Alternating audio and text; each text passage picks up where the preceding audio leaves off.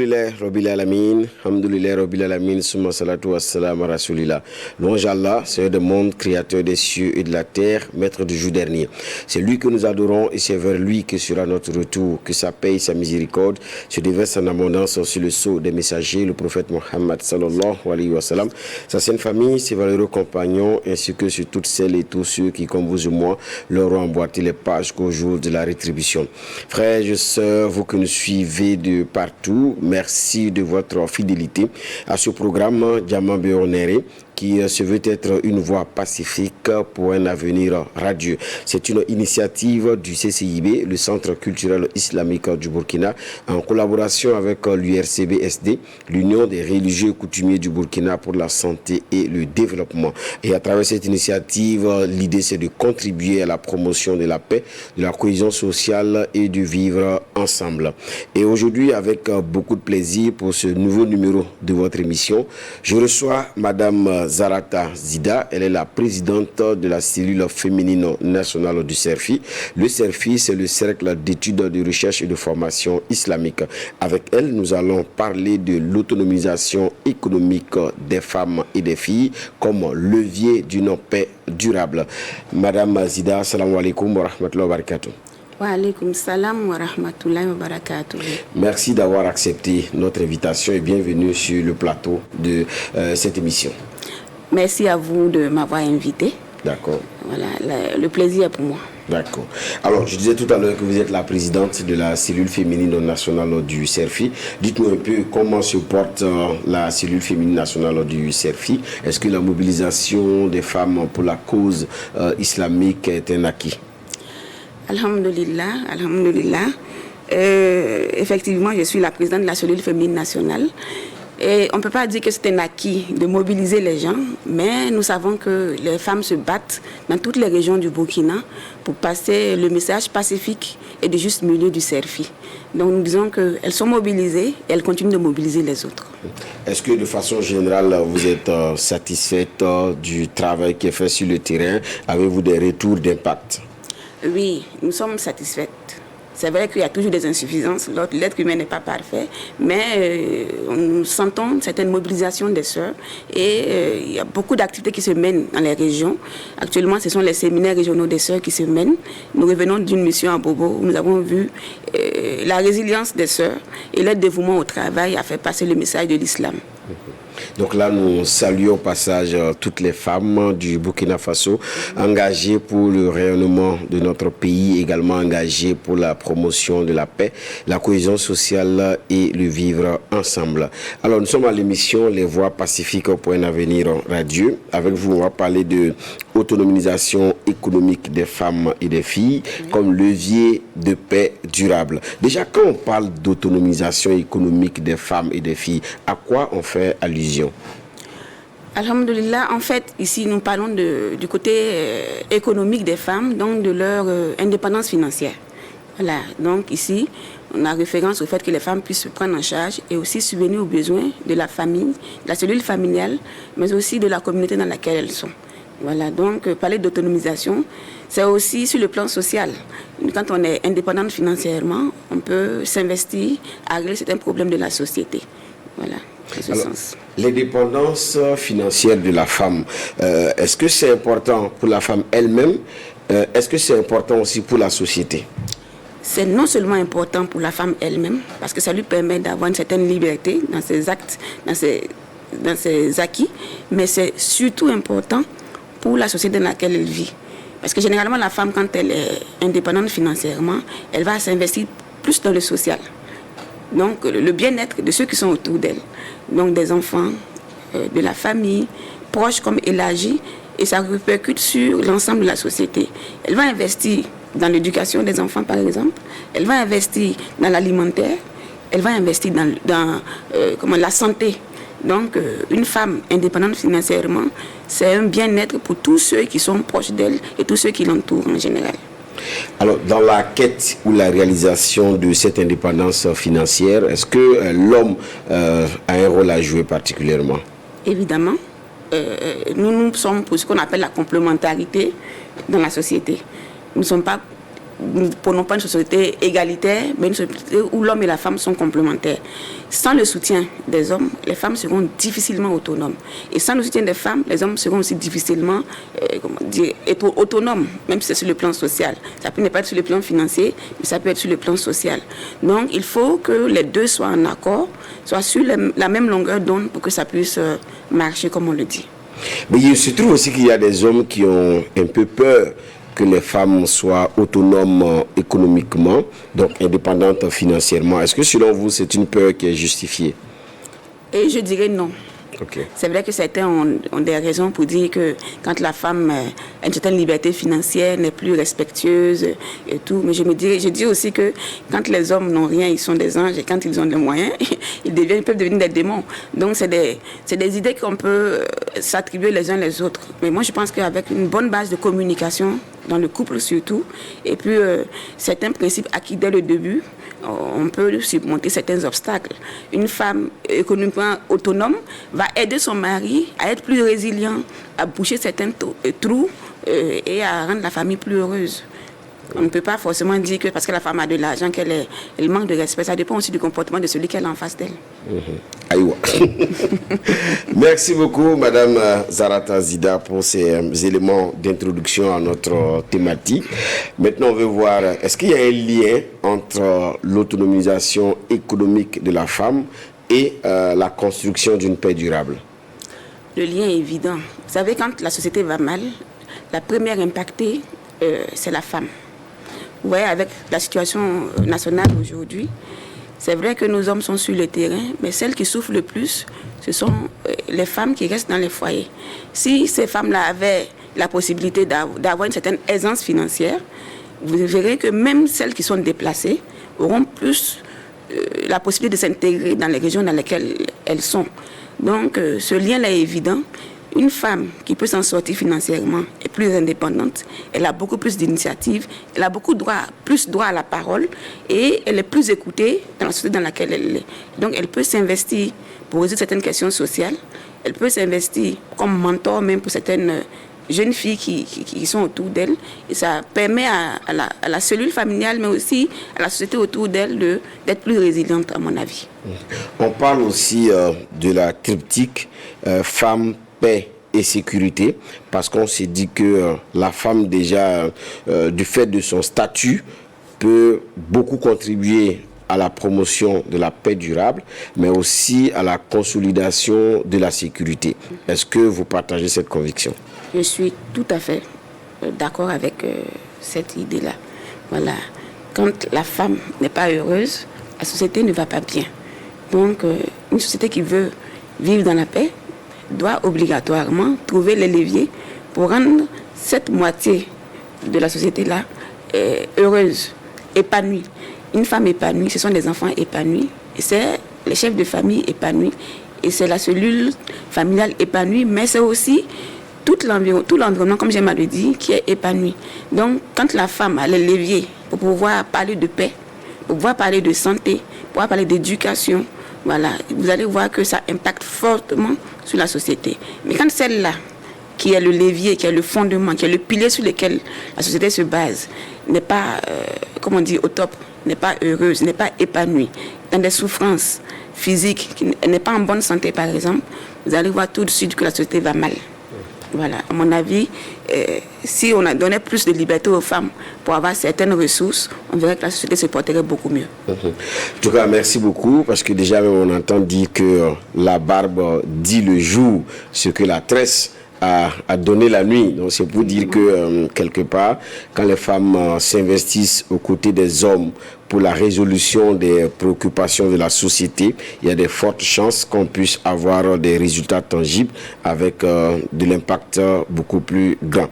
Alors, maintenant, on va parler de femmes entrepreneurs et religion musulmane, par exemple. Est-ce que dans l'histoire de l'islam, il y a des femmes qui, sur le plan de l'indépendance financière, avaient une bonne assise et aussi ont contribué à la promotion de la paix dans la société?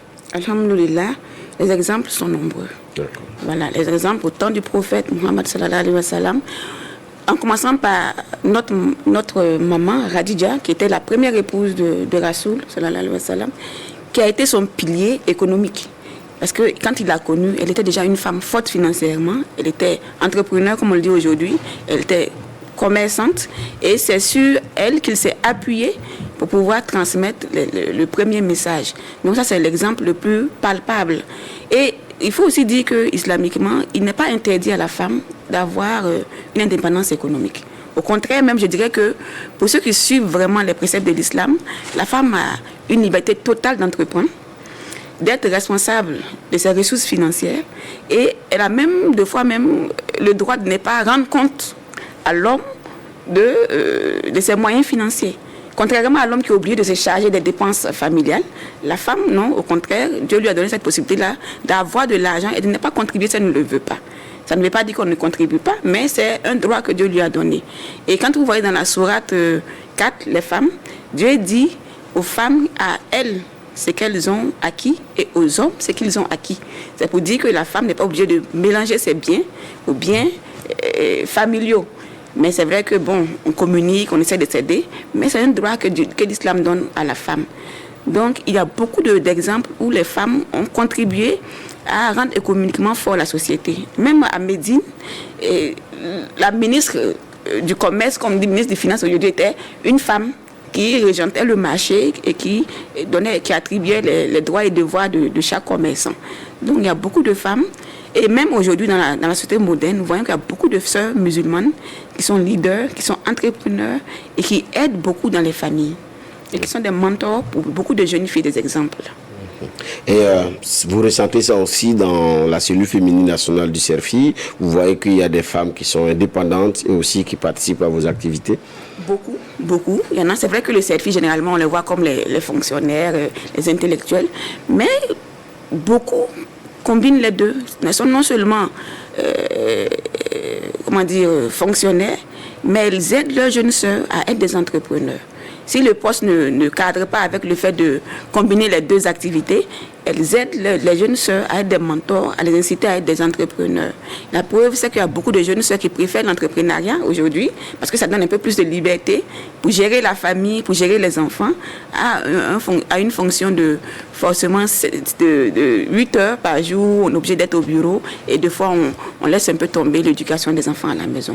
Donc je vois beaucoup d'exemples de jeunes sœurs aujourd'hui qui se lancent plutôt dans l'entrepreneuriat que de chercher à être dans la fonction publique par exemple.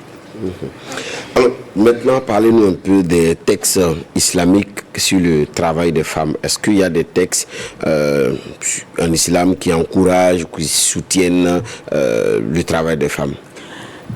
C'est un peu à polémique parce qu'il y a certains courants, comme on le sait tous, qui disent que la place de la femme, c'est plutôt à la maison, dans le foyer, parce que c'est un trésor qu'il faut chérir, donc c'est mieux de la cacher.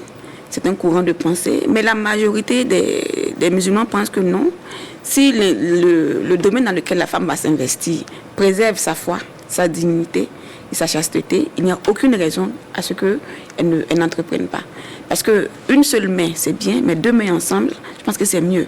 Aujourd'hui, vu les conditions, par exemple, de notre pays où on sait que c'est difficile de traverser une crise, une femme qui rapporte de l'argent permet à la société de mieux se sentir, de mieux vivre.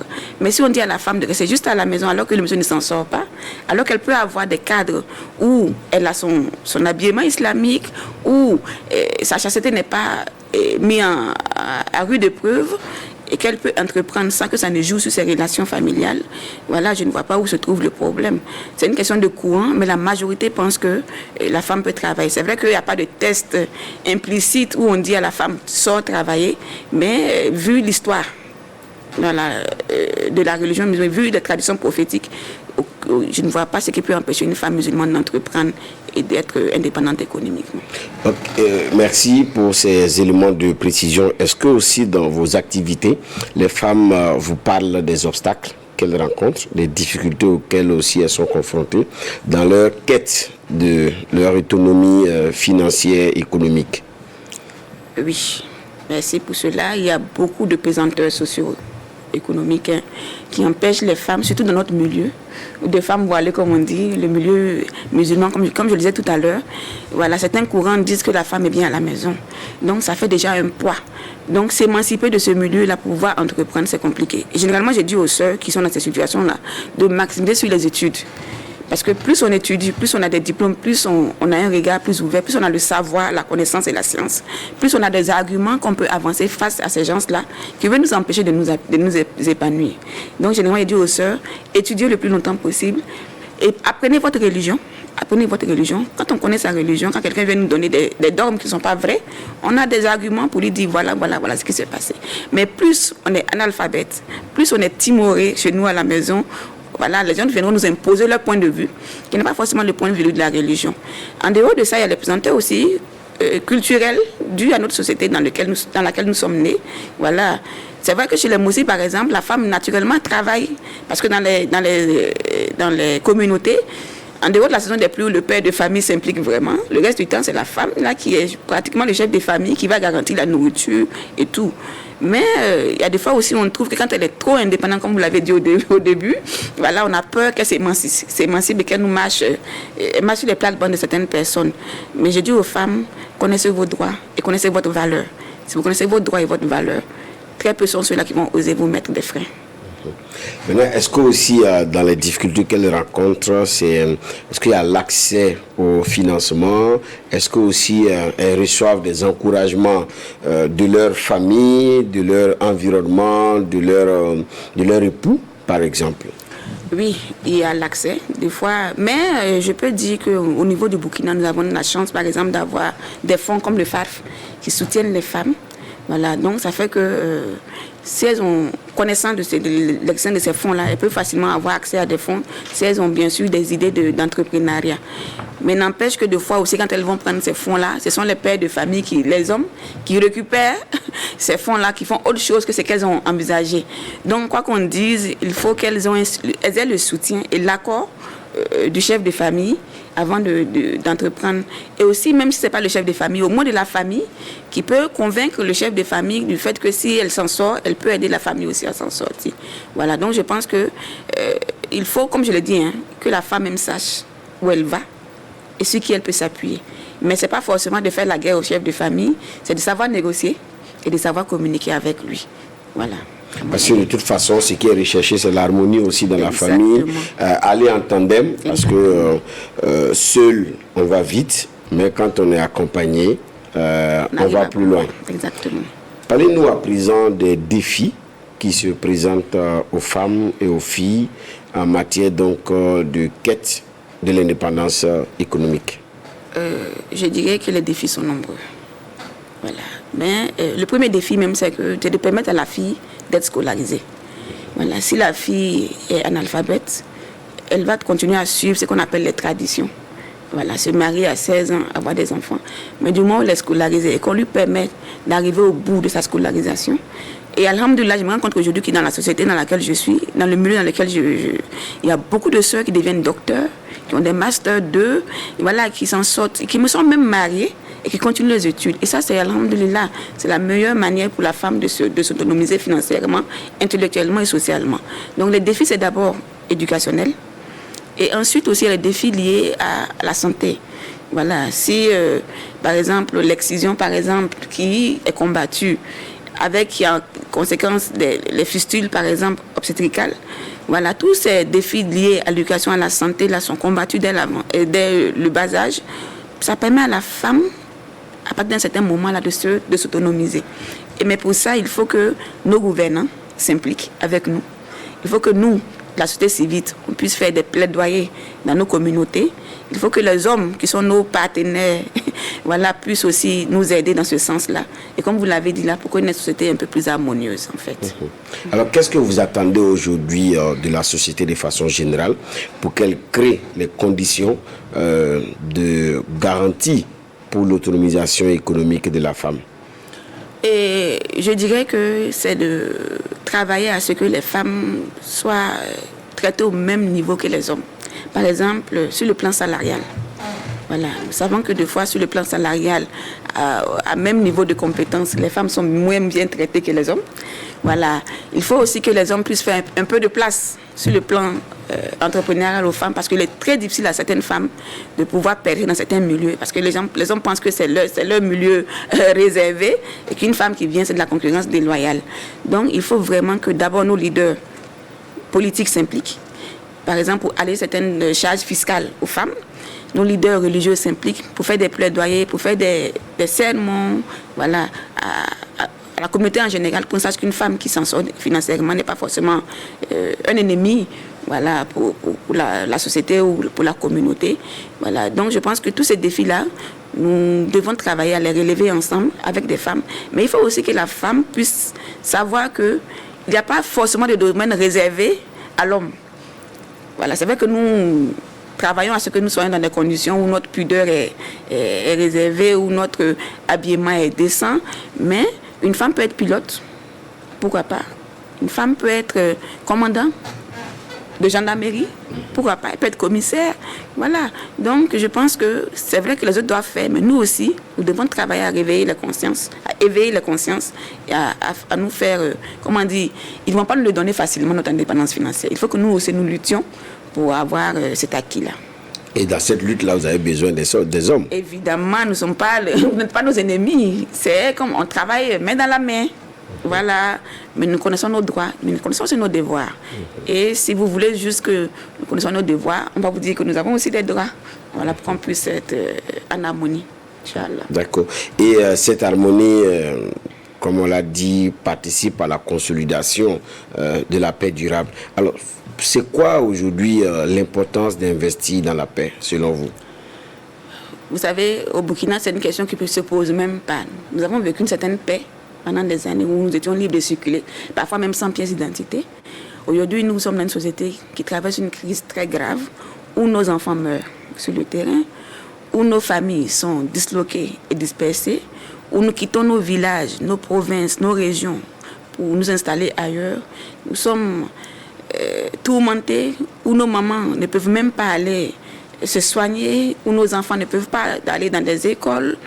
Donc, pour le Burkinabé aujourd'hui, nous savons la différence fondamentale qu'il y a entre paix et crise. Et c'est de travailler vraiment à ce que la paix revienne. Voilà. Et c'est de la maman, la femme, qui est le pilier éducationnel de la famille, c'est de pouvoir l'aider à communiquer avec nos enfants qui sont sur le terrain et qui nous font du mal. Ce sont nos enfants qui sont sur le terrain et qui nous font du mal. La maman doit être la première à pouvoir communiquer avec eux pour leur faire comprendre que faire du mal à la société, c'est se faire eux-mêmes du mal. Parce que là où ils vivent, dans les conditions dans lesquelles ils sont, est-ce que c'est l'idéal pour eux? Je ne pense pas. Voilà. Même si c'est vrai que des fois on dit qu'ils sont, comment dire, il y a un lavage de cerveau qu'ils font, il faut aussi que nous aussi on puisse faire le contraire de ce lavage de cerveau-là, en pouvant leur expliquer le mal qu'ils nous font, à nous les mamans, à leurs jeunes frères et jeunes sœurs, et le mal qu'ils se font eux-mêmes à travers cela. Donc c'est dire que le contexte actuel, les difficultés du moment commandent une forte implication des femmes pour que cette paix que nous recherchons tant puisse être réalité. Et là aussi, c'est vrai, vous avez fait le message à l'endroit donc des femmes, mais aussi au niveau institutionnel, il faut encore on écoute la voix des femmes, n'est-ce pas? Évidemment, il faut même travailler à ce que les femmes puissent avoir des postes de responsabilité de plus en plus élevés et où le quota des femmes doit être un peu plus fort que ce que nous avons actuellement. Parce que pour qu'on ait nos droits, il faut que nous-mêmes nous battions. Mais pour avoir ces droits-là, il faut que nous ayons dans des postes stratégiques où on peut amener les hommes à savoir que nous avons ces droits-là. Voilà, si les hommes prennent des décisions pour les femmes, s'il y a un problème de femmes qui sont les hommes qui s'expriment, vous verrez que ce n'est pas la même chose si c'est nous-mêmes qui allons au front pour nous défendre nous-mêmes. Nous savons ce que nous voulons. Nous savons ce qui est bon pour nous et je pense que nous sommes les premières à pouvoir mettre cela en place si nécessaire. Voilà, donc il va falloir aussi travailler, nous aussi, qu'on puisse se battre aussi, parce qu'on ne va pas tout nous donner sur un plateau d'argent. Il faut que nous aussi, nous puissions nous battre pour acquérir certains postes, voilà, au niveau gouvernemental, au niveau institutionnel, dans les ONG nationales, dans les ONG internationales. Voilà, pour qu'on puisse aussi nous prendre en considération.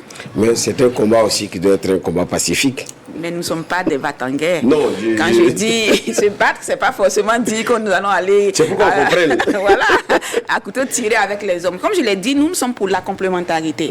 Voilà, je suis la complémentaire de mon mari. Il y a des choses qu'il ne peut pas faire, que je peux faire, des choses que je ne peux pas faire, qu'il peut faire. Et ensemble, nous, voilà, créons une certaine paix autour de nous qui permet à la société de progresser dans le bon sens. De la même manière que dans les bureaux, il y a des tâches peut-être que les femmes comprendront mieux. Cette empathie naturelle que les femmes ont vis-à-vis des autres. et que les hommes qui sont peut-être des fois un peu plus, directs ou plus dans le concret, voilà, les deux ensemble, on peut améliorer la situation du Burkina, à mon avis. Donc, ce n'est pas de se battre, non, c'est d'aller ensemble, Inch'Allah. Donc, c'est un combat positif, objectif, ouvert, surtout c'est dans l'intérêt supérieur de la nation, de la société. Parce que comme on l'a dit tout au long de cette émission, plus la femme gagne en autonomie économique, en indépendance financière, c'est la société qui se porte bien. Et aujourd'hui, comme cela a été démontré tout au long de cette émission, c'est que la société dans son ensemble puisse créer les conditions optimum pour que la femme soit davantage plus épanouie et qu'elle gagne encore plus d'espace et qu'on puisse l'aider aussi à surmonter les difficultés auxquelles elle peut être confrontée. Maintenant, je veux revenir sur la cellule féminine nationale du CERFI. Parlez-nous, est-ce qu'il y a des initiatives de renforcement des capacités des femmes afin qu'elles soient beaucoup plus orientées vers la paix et aussi l'indépendance économique et financière? Merci. Effectivement, il y a beaucoup d'initiatives. Généralement, vous savez que le CERFI est une association qui se bat pour que les gens comprennent l'islam dans le vrai sens de ses préceptes et non d'être d'un courant ou d'un autre. Donc, effectivement, dans ce sens-là, c'est la même chose au niveau des femmes. Nous faisons beaucoup de plaidoyers au niveau de nos leaders religieux pour que, par exemple, cette année, la conférence régionale, le thème général, c'est l'éducation de l'enfant musulman. Voilà. Et nous avons fait, par exemple, un séminaire national en 2025 qui portait sur la quête de la paix dans notre environnement. Donc, beaucoup d'initiatives sont prises au niveau des régions aussi pour permettre aux femmes non seulement de se former, mais aussi d'être celles-là qui portent la voix pour concilier les gens dans les sociétés. Donc, je dirais que c'est la mission première, voilà, de la cellule féminine, pouvoir créer un environnement sain, voilà, dans les endroits où nous nous trouvons, pour que l'harmonie familiale et sociétale puisse être concrète, en fait. Alors maintenant, c'est la dernière question pratiquement, parce que le temps qui nous est imparti est arrivé à son terme. Alors, quel est le message de cœur que vous souhaitez adresser aux familles, aux décideurs, quant au lien à consolider autonomisation économique de la femme et des filles et levier de paix durable? Alhamdoulilah, merci. Je vais dire d'abord aux femmes et aux jeunes filles de connaître leurs valeurs. Si vous ne connaissez pas votre valeur, on vous achète moins cher, comme on dit en langage courant. Connaître sa valeur, c'est quoi? C'est d'abord apprendre, comme l'islam le dit. Apprendre, s'éduquer. Ne pas s'appuyer sur ses acquis. Chercher le savoir, que ce soit à l'école, comme on le dit, mais aussi le savoir religieux. Voilà, ça c'est le premier message aux femmes. À nos leaders, que ce soit religieux ou aux décideurs. Voilà, aux décideurs, merci. C'est de savoir que nous ne sommes pas un obstacle, nous ne sommes pas des ennemis, nous ne sommes pas un frein, nous ne sommes pas de la concurrence déloyale. Nous sommes vos complémentaires. Nous sommes l'autre moitié du ciel, comme on aime à le dire, et que si vous nous aidez à aller mieux, vous irez automatiquement mieux. Une femme épanouie, c'est une société épanouie. Voilà. Et enfin, c'est de dire tous ensemble, nous cherchons la paix et nous créons la paix. Il faut donner la place à la femme. Pour que c'est vrai qu'actuellement, c'est les armes qui parlent, voilà, mais il faut aussi qu'on pense à ce que les femmes peuvent aider sur l'autre volet, qui est celui du plaidoyer, celui de la douceur, de l'empathie, pour permettre à ce que notre société aille beaucoup mieux. Et à transmettre un message aussi à ceux-là qui nous compliquent la vie aujourd'hui, de savoir que les mamans leur disent que c'est mieux de revenir à la raison pour qu'une société plus harmonieuse. Eux-mêmes vont trouver la paix aussi. Inch'Allah. Merci beaucoup à Madame Zarata Zida. Je rappelle que vous êtes la présidente de la cellule féminine nationale du CERFI. Et avec vous, nous avons parlé de l'autonomisation économique des femmes et des filles comme un levier de paix durable. Merci à vous. Ça a été un plaisir. D'accord, plaisir partagé. À vous qui nous avez suivis, nous vous disons grand merci d'être restés en notre compagnie pour vivre cette émission avec nous. Les Voix Pacifiques pour un avenir radieux, dans le cadre donc, du projet Diamant Béonéré, mis en œuvre par le CCIB, le Centre culturel islamique du Burkina, en collaboration avec l'URCB-SD, l'Union des religieux et coutumiers du Burkina pour la santé et le développement. Toute l'équipe de réalisation de cette émission se joint à moi pour vous souhaiter de passer de très bons moments. Que Dieu vous bénisse, que Dieu bénisse notre cher pays, le Burkina Faso, et que Dieu fasse que la paix puisse régner partout et qu'ensemble nous puissions agir pour l'autonomisation économique des femmes et des filles, parce qu'en le faisant ainsi, nous contribuons à consolider la paix durable. Parce que là où la femme se sent bien, c'est la société qui prospère. Là où la jeune fille est épanouie, c'est le monde entier qui brille. Merci de nous avoir suivis. Merci à l'équipe de réalisation et à très bientôt pour un autre numéro de votre émission. D'ici là, portez-vous bien. Assalamu alaikum wa rahmatullahi ta'ala wa barakatuh.